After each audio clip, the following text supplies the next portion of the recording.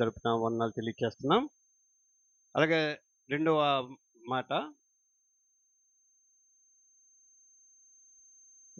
మాట లూకా 23:42 మరి మన మధ్యలో ఉన్నటువంటి రాహుల్ గారు వచ్చి చదివి వినిపించవలసిందిగా మనం చేస్తున్నాం.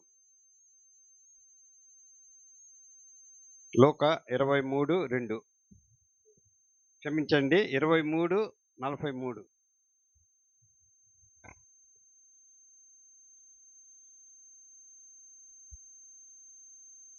అందుకాయన వానితో, నేడు నీవు నాతో కూడా పరదేశిలో ఉందువని నిశ్చయముగా నీతో చెప్పుచున్నానెను.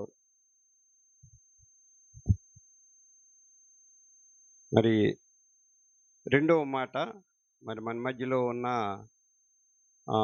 సిస్టర్ కోమలి గారు వచ్చి మరి మాట చెప్పే ముందు మన మధ్యలో ఉన్న జయమ్మ గారు ఆ యవనస్తురాల కోసం ప్రార్థన చేయవలసిందిగా మనం చేస్తున్నాం.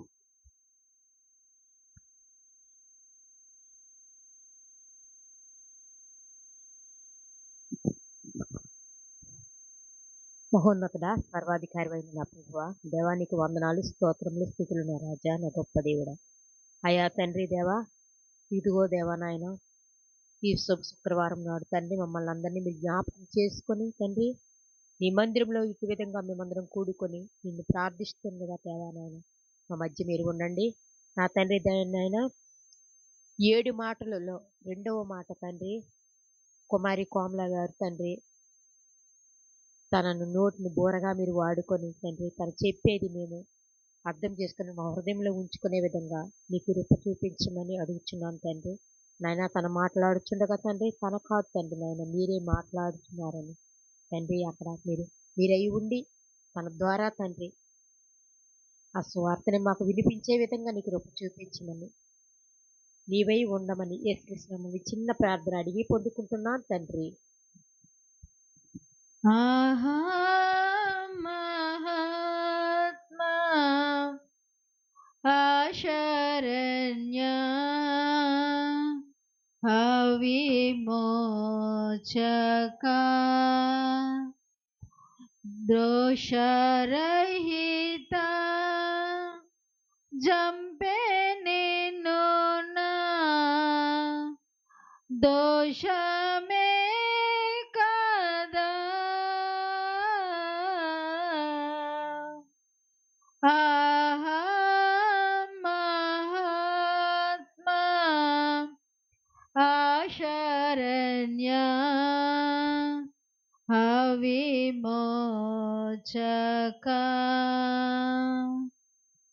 నీవు నాతో పరదేశునా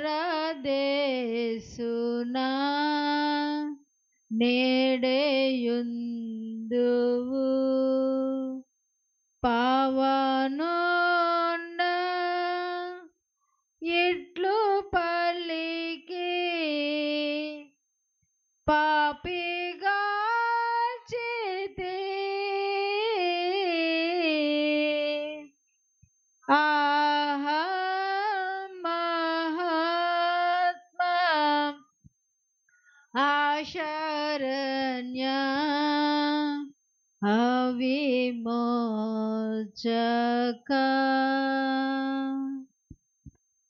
మరి రెండవ మాట మన మధ్యలో ఉన్న సిస్టర్ కోమలి గారికి ఈ సమయాన్ని అప్పగించున్నాం.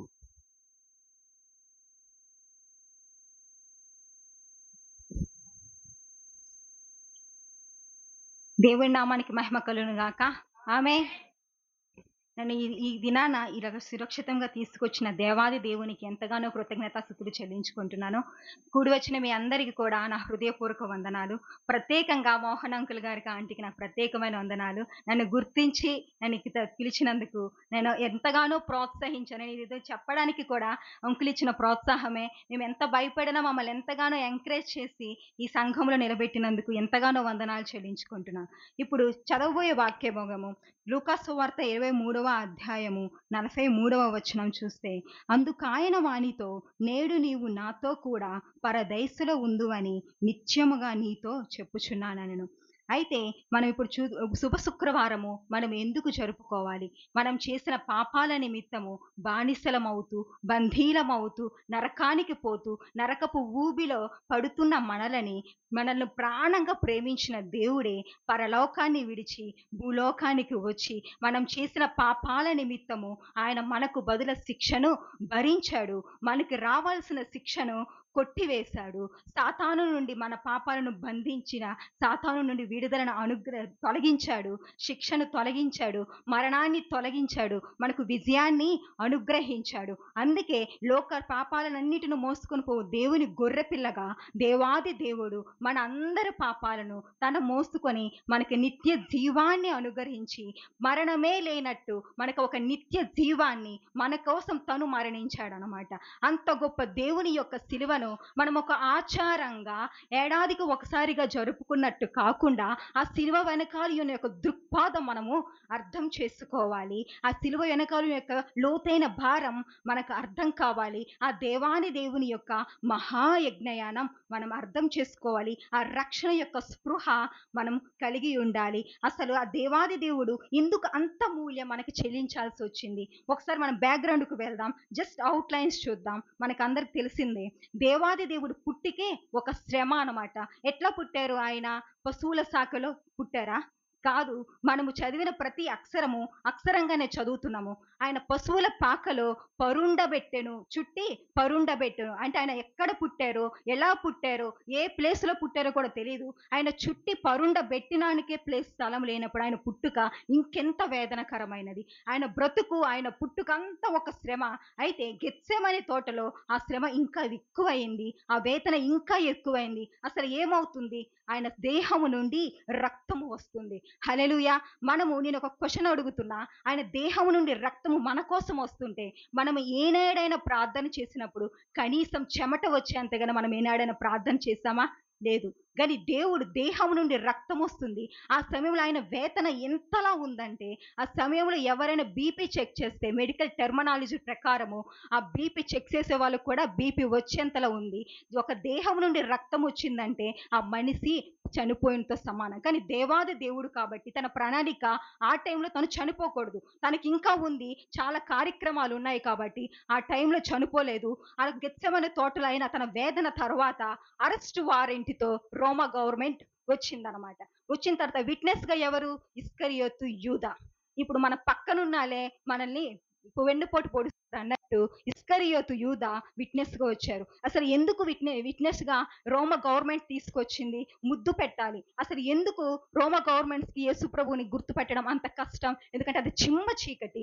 రెండోదిగా ఎందుకంటే యూదులందరూ ఎట్లా ఉంటారంటే నిలువు టంగీలు వేసుకొని ఉంటారు. అందరూ సేమ్ గా ఉంటారు. శిష్యులు అందరూ యేసు క్రీస్తులా ఉంటారు. నిలువు టంగీలు వేసుకుంటారు. పొడగాటి గడ్డం ఉంటది, లాంగ్ హెయిర్ ఉంటది. అందరూ చీకటి కాబట్టి వాళ్ళకి ఐడెంటిఫై చేయడం కష్టం కాబట్టి ఇస్కరియోతు యూదాను తీసుకొచ్చారు. కానీ ఇక్కడ మనకు ఒక అర్థం కావాలి. ఇస్కరియోతు యూదా అతన్ని పట్టించలేదు. రోమ గవర్నమెంట్ అతను పట్టించలేదు. తనకు తానే అప్పగించుకున్నాడు. ఎందుకు? లేఖనం నెరవేర్చడం కోసం. క్రీస్తు పూర్వం 700 సంవత్సరాల క్రితం నేరస్తులతో పాటు నీకు స్థలం నిర్ణయించబడిందని లేఖనం చెప్పడం కోసం ఆయన తనకు తానుగా ఎన్నుకున్నాడు. అయితే ఇక్కడ ఇంకో క్వశ్చన్, అంటే లేఖనాలు కోసం తను వచ్చాడా? అతను వస్తాడని ముందు తెలిసి లేఖనాలు ఉన్నాయా అంటే అతడు వస్తాడని ముందు తెలిసి లేఖనాలు నిర్మింపబడింది. అయితే ఆయన లేఖనాలు ఎందుకు కోట్ చేస్తున్నారంటే యూదులు ధర్మశాస్త్రాన్ని బాగా ఫాలో అవుతారు కాబట్టి, ఇదిగో మీరు చదివిన ఈ ధర్మశాస్త్ర ప్రకారం ఆ యేసును నేనే, ఆ దేవాది దేవుని నేనే అని తనకు తాను నిరూపించుకోవడానికి దేవుడు ప్రలేఖనాన్ని కోట్ చేస్తారనమాట. అయితే ఆయన గెత్సెమనే తోటలో ప్రసవ వేదన పడినప్పుడు, తండ్రి ఈ పాత్రను నీ ఇష్టమైతే నా నుండి తీసివేయమన్నప్పుడు ఎట్లా అంటే ఆయన సిలువకు భయపడలేదండి. ఆయన సిలువ ఎక్కడానికే వచ్చాడు. దానికంటే 100 రెట్లు సిలువలు ఆయన ఎక్కుతాడు. అయితే ఇక్కడ ఒక విషయం మీకు గుర్తు చేయాలనుకుంటున్నాను. ఆయన సిలువ కోసం అనలేదు, కానీ ఆ 7 మాటలు పలికినప్పుడు ఆ సిలువలోనే ఆ కొన్ని క్షణాలు తండ్రి దేవుని చేతులను ఎక్కడ విడిచిపెట్టాల్సి వస్తుందో అని భయంతో, వేదనతో, తన తండ్రికి దూరంగా ఉండాలనే వేదనతో తన ఆ మాటను అన్నాడు. మన కోసం ఆయన ఎన్ని సిలువలైనా ఎక్కడానికి వచ్చాడు. ఎక్కడం కోసమే ఆయన పుట్టాడు. నీ కోసం, నా కోసం ఆయన పుట్టాడనమాట. తర్వాత రోమా గవర్నమెంట్ ఏం చేసింది, అరెస్ట్ చేసిన తర్వాత కొరడాలతో కొట్టింది. 39 కొరడా దెబ్బలు. ఆ కొరడా దెబ్బలు ఎట్లా అంటే వీపి నాగలి దున్నబడింది. ఆ నాగలి రోమాన్స్ కొరడాల్స్ ఎట్లా ఉంటాయంటే మనలా నార్మల్ గా ఉండవండి. వాటి యొక్క వంకీలు, వాటి యొక్క కొరడాలు లేడీస్ జడలుగా ఉంటాయి. వాటి యొక్క వంకీలు జంతువుల ఎముకలతో చేయబడతాయి. అవి వంకి అయి ఉంటాయి. అవి ఒక్కసారి చర్మాన్ని పట్టిందనుకో అది చర్మాన్ని లాగేస్తాయి అన్నమాట. సో హిస్టరీ ప్రకారం చూస్తే దేవుని యొక్క ఎముకలు కనబడేంతగా ఆయన్ని వీపి దున్నబడింది. అంటే అంతగా రక్తం అనేది ధారపోసారనమాట. అంతలో ఎముకలు మొత్తం కనబడేంతగా ఆయన చుట్టారు, ముళ్ళ కిరీటను పెట్టారు. చిత్ర హింసలు అనుభవించిన తర్వాత అతనిని చిమ్మ చీకటిలో పట్టుకున్నారు. అయితే 100 కేజీల పచ్చి మ్రానుని వీపికి తగిలించారనమాట.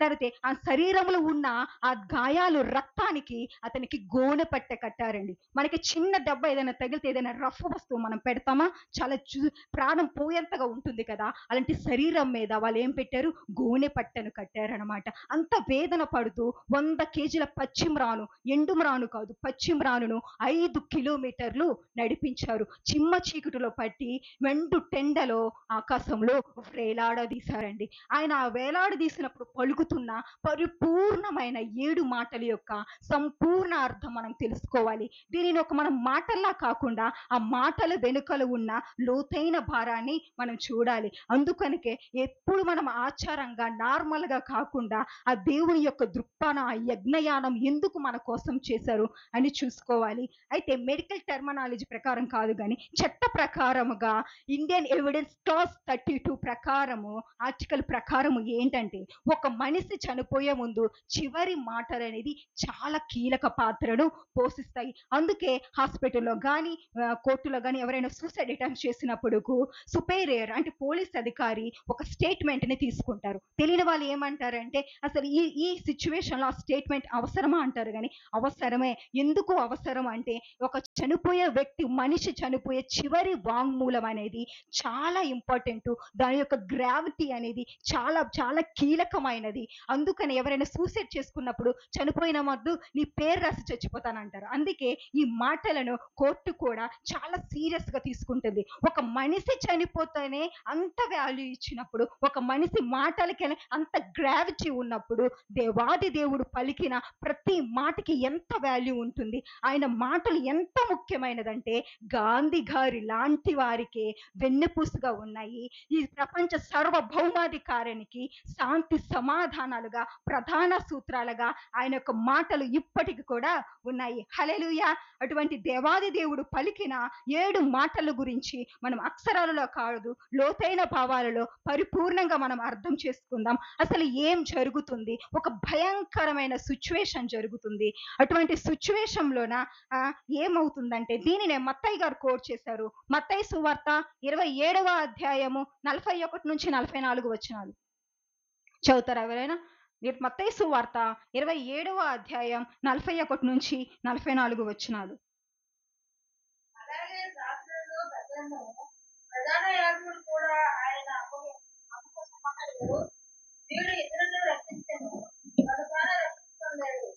ఇశ్రాయేలు రాజు కదా పూర్వల నుండి ఇది వారి నమ్ముదుము. వాడు దేవుని యందు విశ్వాసం ఉంచెను. నేను దేవుని కుమారుడని చెప్పాను కనుక ఆయనకి ఇష్టైతే ఆయన ఇప్పుడు వాడిని తప్పించని చెప్పాడు. ఆయనతో కూడా సిలువ వేయబడిన ఆయన నిలిపించాడు.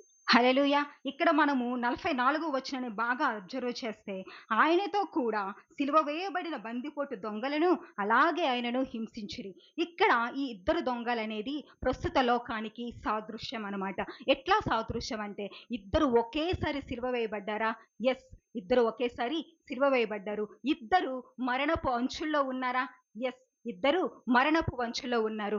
ఇద్దరు ఘోరమైన దుర్మార్గమైన చావుకి తగిన వారిని సిలువ వేశారా? ఎస్. మీకు అర్థమవుతుందా? ఇద్దరు సిలువ మరణానికి అర్హులా కాదా? ఎస్. అయితే ఇప్పుడు వీళ్ళిద్దరికి కావాల్సింది ఏంటి? రక్షణ, విడుదల. హల్లెలూయా. ఇప్పుడు వీళ్ళిద్దరిలో ఎవరు రక్షణ పొందారు, ఎవరు విడుదల పొందారు? ఎవరు విడుదల వద్దనుకున్నారు, ఎవరు రక్షణ వద్దనుకున్నారు? ఒకరు కావాలనుకున్నారు, ఒకరు వద్దనుకున్నారు. ప్రస్తుతం పరిస్థితి అంతే. మనం ఎవరికైనా సువార్త చెప్తే, దేవుడి గురించి చెప్తే, సిలువ గురించి చెప్తే, మేము నమ్మము, మీరు నమ్ముకోండి అని ఒకరు తప్పుకుంటారు, ఒకరు ఇష్టపడతారు. ఒకే కుటుంబంలో ఒకరు నమ్ముతారు, ఒకరు నమ్మరండి. అలాంటివి ఇప్పుడు ఇద్దరు దొంగలు ఎట్లా ఉంటే లోకానికి సాదృశ్యంగా ఉన్నారు. అయితే ఇందులో ఒక వింత ఏమిటంటే, ఒక దొంగ యేసుని రక్షకుడుగా నమ్ముతున్నాడు. ఇది ఎలా సాధ్యం? ఇంతవరకు వీళ్ళతో పాటు అపహాసించిన ఆ రెండో దొంగ ఎట్లా సడన్ గా నమ్ముతున్నాడు? నమ్ముతారా సడన్ గా అంటే? ఎస్, నమ్ముతారు. ఒక గాలి ఇటు నుండి ఇటు వీచినప్పుడు మనం చూసి అది ఎలా చెప్పలేమో. సో దొంగనే కాదు, ఒక మనిషి మార్పు అనేది సడన్ గా వస్తుందంటే దాన్ని చూసి కూడా అలానే చెప్పలేమన్నమాట. అసలు ఇలాంటి టైంలోన దొంగ ఎలా నమ్ముతున్నాడు? అసలు ఆ సిచ్యువేషన్ ఏంటి? అసలు దొంగ ఎలాంటి స్థితిలో ఉన్నాడు? దొంగ చావుకి సిద్ధంగా ఉన్నాడు. 2 దొంగ భయంకరమైన పొజిషన్ లో ఉన్నాడు. 3 దొంగ రక్షణ లేకుండా ఉన్నాడు. హల్లెలూయా. 3 దొంగ రక్షణ లేకుండా ఉన్నాడు. కానీ యేసు ప్రభు తన రక్షకుడని నమ్ముతున్నాడు. మెస్సయ్యా అని అంగీకరిస్తున్నాడండి. మనం అనుకుంటా దొంగ చాలా సింపుల్ గా పరలోకానికి వెళ్ళిపోయాడు, చాలా సింపుల్ గా ఆఖరి క్షణాల్లో వెళ్ళిపోయాడు అనుకుంటాం. కానీ కాదు, అక్కడ సిచ్యువేషన్ అలా లేదు. అసలు ఏం జరుగుతుంది? దేవుని ఎంత భయంకరంగా హింసించి ఆ శిలువ పైన వేలాడుతున్నప్పుడు ఏం జరుగుతుంది? ఫస్ట్, శత్రువులు పగలబడి నవ్వుతున్నారు. ఎట్లా? శత్రువులు పగలబడి నవ్వుతున్నారు. 2, స్నేహితులందరూ విడిచిపెట్టి వెళ్ళిపోయారండి. యేసు ప్రభు ఒక్కడే అయిపోయాడు. 3, కుమ్మడిగా ఆయన అపహాసం మీద అపహాసం చేస్తున్నారు. ఎట్లా? కుమ్మడిగా అంటే గుంపులుగా, ఒక్కరిగా కాదు, గుంపులుగా అపహాసం మీద అపహాసం చేస్తున్నారు. శత్రువులు 4 విజయ కేకలు వేస్తున్నారు. మనం ఒకసారి ఆ పొజిషన్ లో ఉందా? మనం ఎప్పుడైనా బాధలో ఉంటే, ఇంత శ్రమ అవసరం లేదు, చిన్న బాధల్లో ఉంటే మన పక్కన ఎవరైనా నవ్వితే మనకి ఎంత కోపం వస్తుంది? అట్లీస్ట్ చిన్న డైలాగ్ వేసినా మనకి ఎంత కోపం వస్తుంది? కానీ దేవుని ఒక్కసారి ఆలోచించా, ఎంత పెద్ద డైలాగులు వేస్తున్నారండి. నువ్వు దేవుడివి కదా, దేవుడి కుమారుడివి కదా, నిన్ను నువ్వు రక్షించుకోవా. మనం నార్మల్ గా చదివేస్తా, ఆ యొక్క లోతైన మార్మం చూడండి. దేవుడివి కదా, మనల్ని ఏమైనంటే మనకు ఎంత కోపం వస్తుంది? నువ్వు దేవుడివి కదా, నువ్వు లోక పాపాలను మోసుకొని పోవు, దేవుని గొర్రె పిల్లవు కదా అంటే పక్కన అవును, పాపాలను మోసుకొని పోవు దేవుని గొర్రె పిల్ల. మనం ఇప్పుడు ఎవరికైనా ఏదైనా దేవుని గురించి చెప్పాలంటే, దేవుని నమ్ముకోండి, నరకానికి వెళ్తారు, పరలోకం ఉందంటే, అవునా, మీరు నరకానికి వెళ్ళండి, మేమేం నరకానికి వెళ్తాం, మీరు పరలోకానికి వెళ్ళండి, మనకి ఎంత ఎక్కిరీతగా ఎట్టకారంగా మనల్ని అంటారండి. అలాంటి దేవాది దేవుణ్ణి ఇంతలాగా వాళ్ళు బాధ పెడుతున్నారు. శరీరం అంతా నలగగొట్టారు, మానసికంగా కృంగదీస్తున్నారు. ఎవ్వరు తన పక్షాన లేని టైంలో దొంగ యేసుని రక్షకుడుగా నమ్ముతున్నాడు. హల్లెలూయా.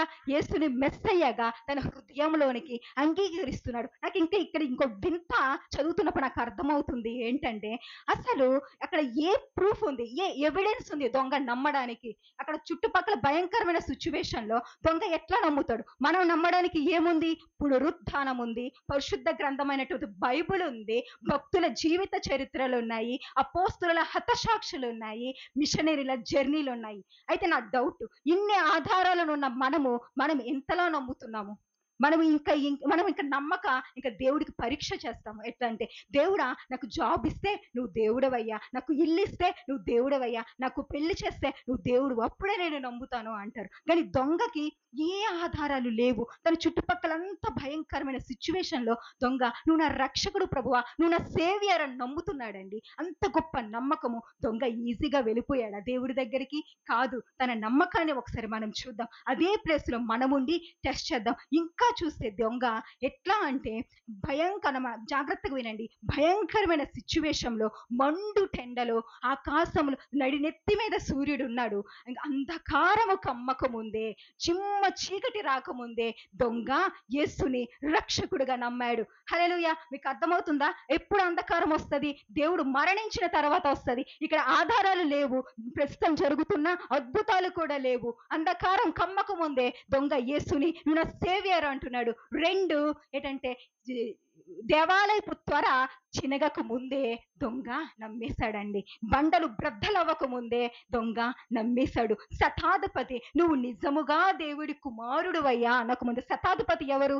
అక్కడ ఒక శవం చనిపోయినప్పుడు దాని చుట్టుపక్కల పోలీసులు కాపలాగా ఉంటారు. సో అక్కడ దేవుని సిలువలో వేలాడబడుతున్నప్పుడు ఒక శతాధిపతి, ఒక కమాండర్ అంటే ఒక పోలీస్ అధికారి అక్కడ ఉంటాడు. ఉండినప్పుడు తను బాగా అబ్జర్వ్ చేస్తాడు. ఎందుకంటే శతాధిపతికి హెబ్రోన్ వచ్చు, దేవుడు మాట్లాడేది హెబ్రోన్ లాంగ్వేజ్ కాబట్టి శతాధిపతికి వచ్చు. కాబట్టి దాన్ని ఆలోచన చేసి ఈయన నిజముగా ఎప్పుడు అన్నాడు? అంధకారం కమ్మిన తర్వాత శతాధిపతి అన్నాడు. కానీ శతాధిపతి కంటే ముందే ఈ దొంగ యేసుని రక్షకుడుగా నమ్మాడు. భూకంపము రాకముందే దొంగ నమ్మాడు. భూగోళము వనకక ముందే దొంగ నమ్మాడు. హల్లెలూయా! అంత గొప్ప నమ్మకము దొంగ కలిగి ఉన్నాడండి. మనము ఎటువంటి నమ్మకం కలిగి ఉన్నాము? నా కాళ్ళు చేతులు పనిచేస్తున్నాయి, నా క్రియ జరుగుతుంది కాబట్టి నువ్వు దేవుడు అంటున్నావు. మళ్ళీ చెప్తున్నాను, క్రియలు చూసి రక్షింపబడడం కాదు గాని క్రియలు చేయడానికి దేవుడు మనలను రక్షించాడు. హల్లెలూయా! మనము క్రియలు చేయడానికి పుట్టాం. మళ్ళీ చెప్తున్నాను, మనం దేవుని టెస్ట్ చేయకూడదండి, దేవుడు మనల్నే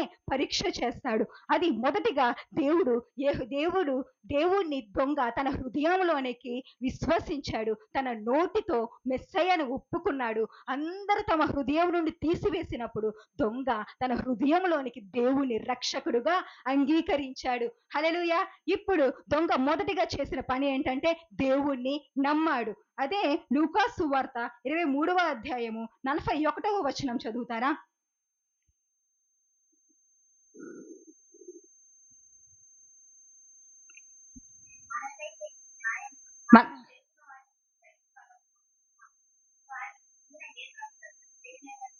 హల్లెలూయా! ఎంత గొప్ప మాట అండి, ఎంత గొప్ప మాట. ఫస్ట్ నమ్మాడు, సెకండ్ నమ్మిన వెంటనే చేయాల్సింది ఏంటి? పాపాన్ని ఒప్పుకున్నాడు. హల్లెలూయా! అక్కడ తనకు సిలువలో మోకరించడానికి అవకాశం లేకపోయినా తన హృదయమందు మోకరించి పాపాన్ని ఒప్పుకొని పశ్చాత్తాప పడుతున్నాడండి. మనం ఈ క్షణం నమ్మిన వారుగానే ఉన్నామా? ఇంకా పాపాలను ఒప్పుకోని స్థితిలో ఉన్నామా? పాపాలంటే ఘోరమైనవి ఏమీ కాదు, మర్డర్లు, దొంగలు, అదే కాదండి. హృదయమందు చిన్న ఈగో, అసూయ, ఇవి కూడా పాపాలే. వాటిని కూడా మనం విడిచిపెట్టాలి.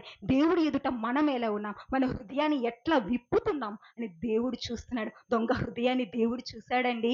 పాపాన్ని ఒప్పుకున్నాడు, పశ్చాత్తాపడ్డాడు. అలాగే మొదటగా నమ్మాడు, రెండు పాపాన్ని ఒప్పుకున్నాడు. మూడవదిగా అదే లూకా సువార్త 23వ అధ్యాయం 40వ వచనాన్ని చూద్దామా? అయితే రెండవ వాడు వానిని గద్దించి, నువ్వు అదే శిక్ష విధిలో ఉన్నావు గనుక దేవునికి భయపడవా? హల్లెలూయా! ఇక్కడ ఒక పాయింట్ ఉందండి, దేవునికి భయపడవా. ఎంత మాట! అదే అతను ఏమంటున్నాడు? నువ్వు అదే శిక్షలో ఉన్నావు కదా, సిలువకు భయపడవా అనలేదు. ఏమంటున్నాడు? దేవునికి భయపడవా అంటున్నాడు. ఎంత గొప్ప మాట! మనం నమ్ముతాం, విశ్వసిస్తాం, కానీ దేవుణ్ణి మహిమపరచలేము. అయితే ఇక్కడ దొంగ ఏం చేస్తున్నాడు? మూడోదిగా దేవుణ్ణి మహిమపరుస్తున్నాడు. హల్లెలూయా! దేవుని ఎట్లా మహిమపరుస్తున్నాడు? మనకేమైనా జాబ్ వస్తే నా తెలివితేటల వల్ల వచ్చింది, నా జ్ఞానం వల్ల వచ్చింది అని మనం గొప్పలు చెప్పుకుంటాం. పిల్లలపైన పేరెంట్స్ గొప్పలు చెప్పుకుంటారు. కానీ ఇక్కడ దొంగ దేవుడికి భయపడవని దేవుణ్ణి మహిమపరుస్తున్నాడు. హల్లెలూయా! మొదటిగా మనము నమ్మాలి ఆయనని, రెండవగా పాపాన్ని ఒప్పుకోవాలి, మూడవదిగా దేవుణ్ణి మహిమపరచాలి. అదే అధ్యాయము 42వ వచనం ఒకసారి చదువుతారా? ఆయనను చూచి యేసు, నీవు నీ రాజ్యంలోనికి వచ్చినప్పుడు నన్ను జ్ఞాపకం చేసుకొనుమనెను. హల్లెలూయా! ఎంత గొప్ప!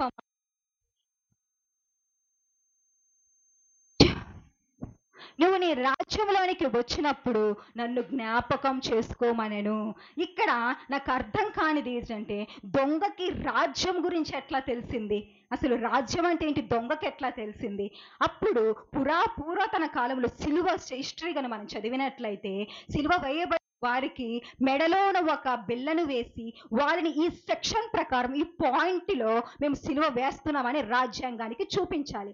అయితే ఇక్కడ ఇద్దరు దొంగలైనటువంటి పిలాతు, హేరోదులు కలిసిపోతారు. ఒక్కొక్క సమయంలో దొంగలందరూ కలిసిపోయినట్టు దేవుని సిలువేసిన టైంలో వీరు కలిసి ఎటకారంగా అసలు నువ్వు నీ రాజ్యంలో వచ్చినప్పుడు నన్ను జ్ఞాపకం చేసుకోమన్నాడు. దానికి అర్థం ఏంటంటే వాళ్ళు ఏం చేస్తారంటే దేవునికి ఒక సెక్షన్ చూపించాలండి. ఆయన ఏం చేశాడు? చేతులెచ్చి దీవించాడు, ఆశీర్వదించాడు, స్వస్థత పరిచాడు, రొట్టెలను ఇచ్చాడు. కానీ ఎవరైనా హత్య చేశాడా? కనీసం కోపంగా కూడా ఎవరిని మాట్లాడలేదండి. అలాంటి దేవుడికి ఈ సెక్షన్ ప్రకారం ఈ పాయింట్లో మేము శిలువ మరణాన్ని విధిస్తున్నామని వాళ్ళకి ఎట్లా చూపించుకోవాలో తెలియక ఏంటంటే ఇట్టకారంగా ఈయన యూదుల రాజు అని ఆయన శిలువ పైన రాసి ఉంటది.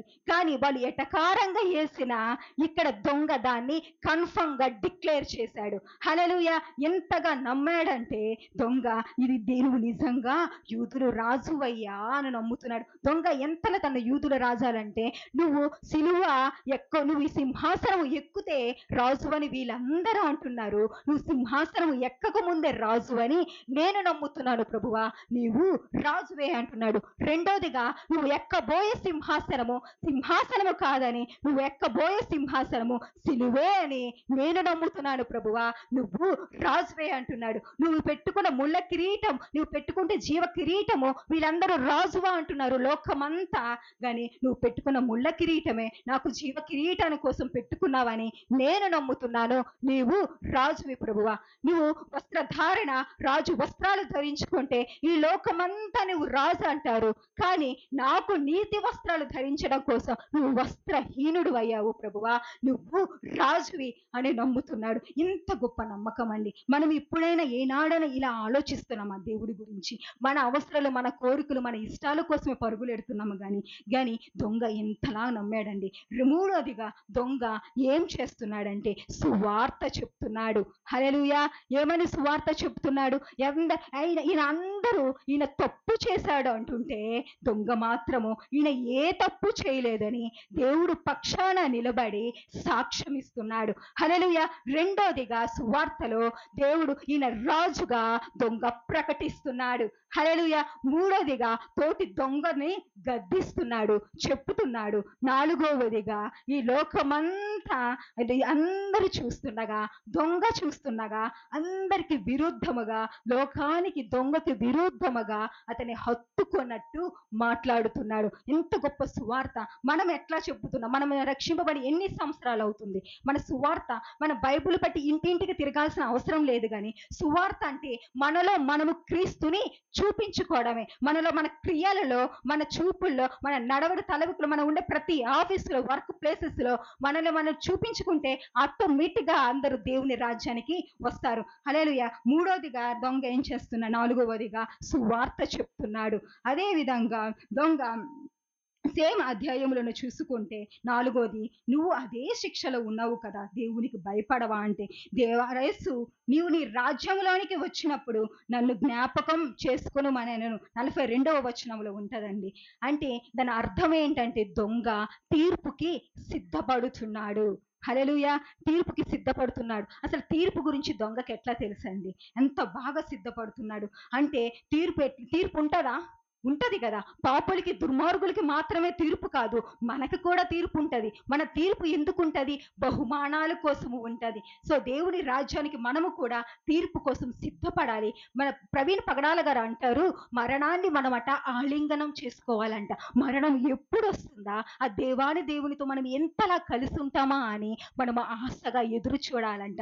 తీర్పు కోసం దొంగ అంతలా ఆశపడుతున్నాడు. అయితే ఇక్కడ దొంగ గురించి, దొంగ సైడ్ నుంచి మనం చూసాం కదా. ఇప్పుడు దేవుడు చెప్తున్న మాటను మనం చూద్దాం. 23:43లోనే, అందుకు ఆయన వానితో, నీవు నేడు నాతో కూడా పరదేశంలో ఉందువని నిశ్చయముగా నీతో చెప్పుచున్నానెను. హల్లెలూయా! ఎంత గొప్ప మాట అండి. అసలు దేవుడు ఎంత గొప్ప. దొంగ అడిగిందంతా తీర్పు తీర్చమని ఇంత అడిగితే దేవుడు ఊహక అందనంత అద్భుతం చేశాడు. ఈ రోజే ఉంటావు, ఖచ్చితంగా ఉంటావు, నాతోటి ఉంటావు. ఎక్కడుంటావు? పరదేశంలో ఉంటావు. దేవుని యొక్క గుణగణాలు ఎంత గొప్పవాడండి. ఒకసారి ఆయన గుణగణాల్లో ఒకటి చూద్దామా? యోవేలు 2వ అధ్యాయము 13వ వచనము. యోవేలు 2వ అధ్యాయము 13వ వచనం. 752 చాప్టర్.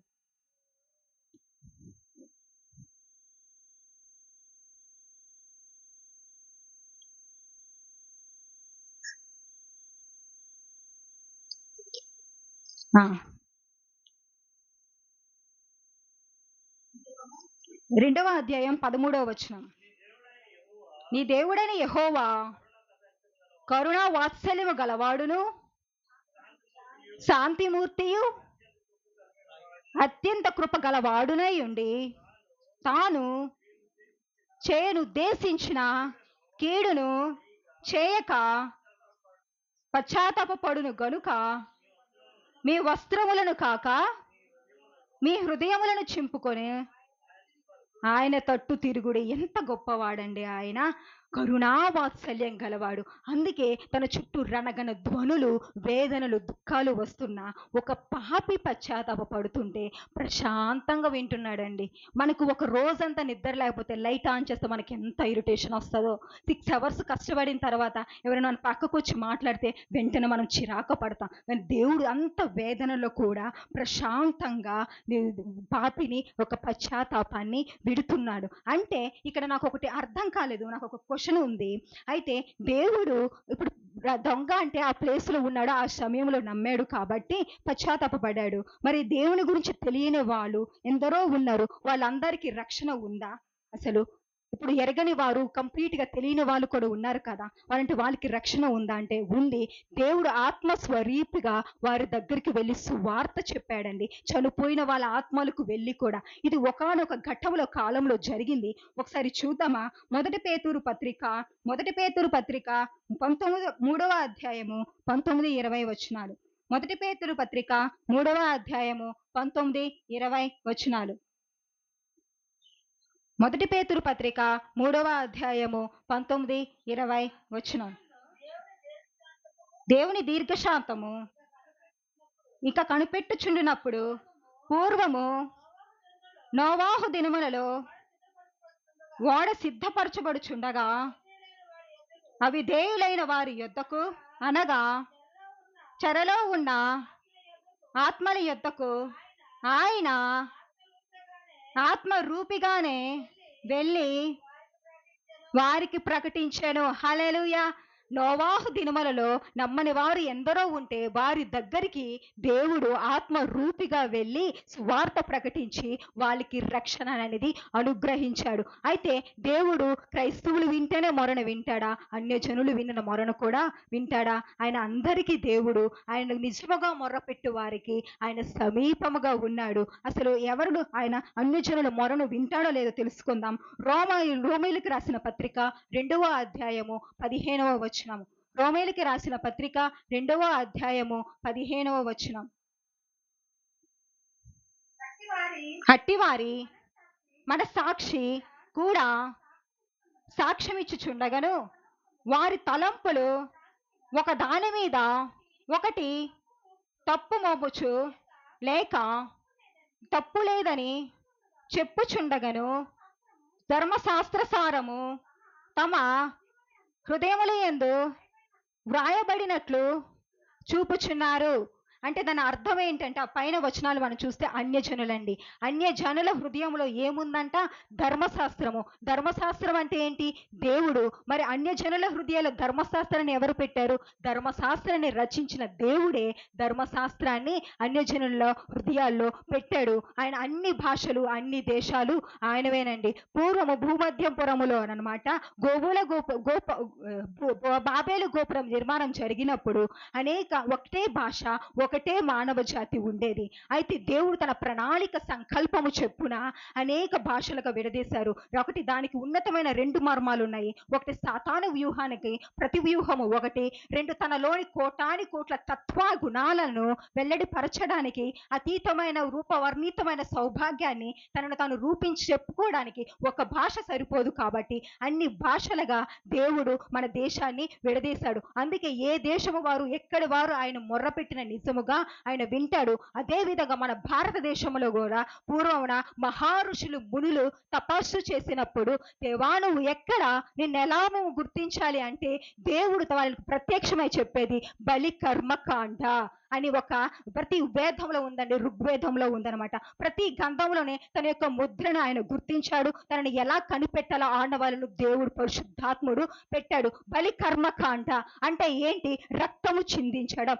ఇషతోమ మావిద కుమారి అంటే కన్యక గర్భాన శిశువు జన్మిస్తాడు దేవాది దేవుడు అని. అసలు యజ్ఞం పేరేంటంటే ఆజమేధ యజ్ఞం. ఆ యజ్ఞంలో ఏం చేస్తారంటే స్వచ్ఛమైన ఒక గుర్రపిల్లను మేకపిల్లను తీసుకొని తనకి కట్టి కొట్టి కొరడాలు పెట్టి ఒక చెక్క మీద కొట్టి తనకి గుణపాలు బిగించి ఒక పక్కన బల్లెపోటు పొడిచి రక్తం అంతా వచ్చినాక అది చచ్చిపోయి తిరిగి లేవాలి. అయితే అది లేవకపోతే దాన్ని ఎవరు చంపారో వాళ్ళు దాన్ని తినాలన్నమాట. కానీ ఇక్కడ అది తినాలి. అయితే దేవుడు వాళ్ళకి అంటున్నాడు, అవి మీకు తిరిగి లేవవు కానీ రేపు పొద్దున నేనే ఒకానొక దిగనాన్న వచ్చి బలి పశువుగా వధువైతా, మీ కోసము నేను బలినైతా అని దేవుడు చెప్పాడండి. అయితే ఇక్కడ ఇంకో మాట నేను మీకు చెప్పాలనుకుంటున్నాను. అయితే నేడు నువ్వు నాతో పరదేశంలో ఉంది అన్న మాటకి దేవుడు ఇస్తున్న మాట ఏంటంటే, పరదేశి ఎక్కడుంది? పరదేశం ఎక్కడుంది? పైన ఉందా? మధ్యాకాశంలో ఉంది. ఎస్, దేవుడు మరణించి తిరిగి లేవక ముందు పరదేశి భూగర్భంలో ఉండేది. మరణించి తిరిగి లేచిన తర్వాత పరదేశాన్ని మూడవ ఆకాశంలో దేవుడు పెట్టాడు. నాకు దర్శనం కాదు, అందులో ఒక లేఖనం బట్టి మీకు చెప్తాను. ఎఫెసీల పత్రిక 4వ అధ్యాయం మొదటి సమూయేలు 28వ అధ్యాయము 10 నుంచి 13. మొదటి సమూయేలు 28వ అధ్యాయము 10 నుంచి 13. అందుకు సౌలు యెహోవా జీవము తోడు, దీనిని బట్టి నీకు శిక్ష ఎంత మాత్రమును రాదని యెహోవా నామమున ప్రమాణము చేయగా, ఆ స్త్రీ నీతో మాట్లాడుటకై నేనెవనిని ఒత్తిప్పవలనని ఉండగా అతడు చదవండి. అయితే చదవండి, మీకు అర్థమవుతుంది. అక్కడ ఏంటంటే సౌలుని ఫిలిస్తీన్లు దండెత్తి వచ్చినప్పుడు సౌలుకి దేవుని నుండి స్వప్న రూపంలో కానీ ఉరుము రూపంలో కానీ ఎటువంటి దర్శనం ఉండదు. ఏం చేయాలో తెలియక సౌలు ఒక కర్ణ పిశాచి దగ్గరికి పోతాడు. పోయినప్పుడు అక్కడ సౌలుకి ఎవరు కనిపిస్తారు? కర్ణ పిశాచికి దేవతలలో ఒకడు భూగర్భం నుండి పైకి వచ్చుట చూస్తాడనమాట. అంటే సమూయేలు భూగర్భం నుండి పైకి వస్తాడు. 3వ వచనంలో చూస్తే సమూయేలు చనిపోతాడు. దేవతలలో ఒకడు, భక్తులు ఎక్కడుంటారు? పైన ఉంటారు, కానీ అక్కడ భూగర్భం నుంచి పైకి వస్తున్నాడు. అక్కడ మహిమ స్వరూపం వేసుకొని దళదళాలాడుతూ అక్కడ సమూయేలు కింద నుంచి పైకి వస్తున్నాడు. అందుకనే ఫస్ట్ దేవుడు మరణించి తిరిగి లేవక ముందు పాతాళం అంటే అది పరదేశి పాతాళం పక్కనే ఉండేది. ఎందుకంటే అందుకే లాజరు ధనవంతుడు స్టోరీ మనం చూస్తే పక్కన ఉన్నప్పుడు ఒక నీటి బొట్టు కోసం లాజర్ను పంపించమంటే అప్పుడు అబ్రహాము ఏమంటారు? నీకు నాకు అడ్డుగా అగాధము ఉంది అంటే అగాధం మాత్రమే అడ్డుగోడగా ఉందని చెప్తారు. లాస్ట్కి ఒక మాట చెప్తాను. ఇప్పుడు పరదేశి ఎక్కడుందో చెప్దాం. ఎఫెసీల పత్రిక 4వ అధ్యాయము 8వ వచనం. ఎఫెసీల పత్రిక 4వ అధ్యాయము 8వ వచనం. అందుచేత ఆయన ఆరోహమైనప్పుడు చెరనుగా పట్టుకొని పోయి మనుష్యులను ఈవులను అనుగ్రహించని చెప్పబడి ఉన్నది. హల్లెలూయా. చెరగా అంటే ఏంటంటే ఒక ఆత్మ చుట్టూ ఒక రక్షణ కవచం ఉంటుందండి. అంటే అది జైల్లో బంధించినట్టు కాదు, అది ఆత్మ యొక్క రంచం. దాన్ని దేవుడు ఆరోహమైనప్పుడు భూగర్భము నుండి చెరగా పట్టుకొని పోతాడు. అందుకే మరియమ్మ తాకినప్పుడు నన్ను ఇంకాను ముట్టుకొనవద్దు, నేను ఇంకాను తండ్రి యొద్దకు కొనిపోబడలేదు అంటాడు. ఆ టైంలో ఒకవేళ మరియ ముట్టుంటే తన వెనకాల ఉన్న కోట్ల ఆత్మలను చూసేదేమో. అయితే దేవుడు తన భూగర్భంలో ఉన్న పరదేశి మొత్తాన్ని తీసుకుని వెళ్ళి 3వ ఆకాశంలో పెట్టి ఆయన మరలా వచ్చి తనను తాను 40 దినాలు ప్రత్యక్షపరుచుకున్నాడు. 3వ ఆకాశంలో పెట్టానన్నాను కదా, దానికి ఒకటి ప్రూఫ్. 2వ కొరింథీయుల పత్రిక 12వ అధ్యాయము 1-2 వచనాలు. 2వ కొరింథీయుల పత్రిక 12వ అధ్యాయము 1-2 వచనాలు. అతిశయపడుట నాకు తగదు గాని అతిశయపడవలసి వచ్చినది ప్రభు దర్శనములను గూర్చి ప్రత్యక్షతను గూర్చి చెప్పుదును. క్రీస్తునందు ఉన్న ఒక మనుషుని నేను ఎరుగుదను, అతడు 14 సంవత్సరముల క్రిందట మూడవ ఆకాశమునకు కొనుకోబడును. హల్లెలూయా. ఇప్పుడు ఎక్కడుంది పరదేశి? మూడవ ఆకాశంలో దేవుడు పెట్టాడండి. ఇప్పుడు ఆకాశంలో మనము నిత్యానందము నిత్య జీవము ఉండాలంటే ఏం చేశాడు? దొంగ నమ్మాడు. నమ్మడం మాత్రమే కాదు, పాపాన్ని ఒప్పుకున్న మాత్రమే కాదు, మహిమపరచడం మాత్రమే కాదు, సువార్త చెప్పాడు. దేవుని తీర్పు కోసం సిద్ధపడ్డాడు. సింపుల్గా దొంగ పోలేదు. మనము కూడా ఆయనతో నిత్యము ఉండులాగున ఆయన మహిమపరుస్తూ మనము సువార్తను మనము చూపించుకుంటూ ఆయన కోసము మనము సిద్ధపడదాం. మన రక్షణను భయముతో వణుకుతో కాపాడుకుందాం. పౌలు భక్తుడు అంటున్నాడు, మీరు పొందదగని ఉన్న వాగ్దానాలను ఎక్కడ పొందకపోతారో అని మీ విషయమే నేను బహు ప్రసవ వేదన పడుచున్నాను అంటాడు. మన రక్షణ అంత గొప్పది, అంత సింపుల్ది కాదు. మనం దేవుని యందు భయభక్తులు కలిగి క్రీస్తుతో కూడా మనము చనిపోదాం. అంటే లోకానుసారమైన ఆశలను కోరికలను చంపివేసి క్రీస్తుతో కూడా చనిపోతూ లోకానితో కూడా మనము సిలువ వేయబడి ఆయన కోసం జీవిద్దాం, బ్రతుకుదాం, కావాలంటే చచ్చిపోదాం. ఆయన